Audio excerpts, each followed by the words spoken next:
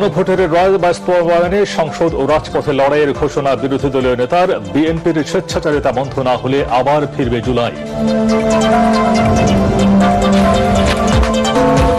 ৭১-এর পরাজিত শক্তি জামায়াতকে রাজনৈতিকভাবে নির্মূল করা হবে বললেন মির্জা ফখরুল। দলটি ফ্যাসিবাদকে ফিরিয়ে আনার ষড়যন্ত্র করছে, শিক্ষাঙ্গন অস্থিতিশীল করার নিন্দা। সব ক্ষেত্রে স্বচ্ছতা ও জবাবদিহিতা নিশ্চিতে সরকার বদ্ধপরিকর। বিয়ামের নতুন ভবনের ভিত্তিপ্রস্তর স্থাপন অনুষ্ঠানে বললেন প্রধানমন্ত্রী। জুলাই সনদ বাস্তবায়ন করবে সরকার। ২০,০০০ কোটি টাকা ছাপানোর তথ্য সঠিক নয় জানালেন অর্থমন্ত্রী। টাকা না ছাপিয়ে বর্তমান সংকটময় পরিস্থিতি সামাল দিতে কাজ করছে সরকার।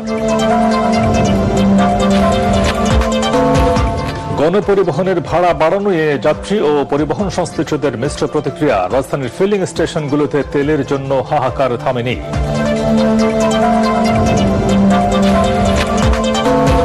এবং আমেরিকার সাথে সরাসরি বৈঠকে রাজি নয় তেহরান। যুদ্ধ বন্ধের দাবি জানিয়ে ইসলামাবাদ ছেড়েছে ইরানি প্রতিনিধি দল।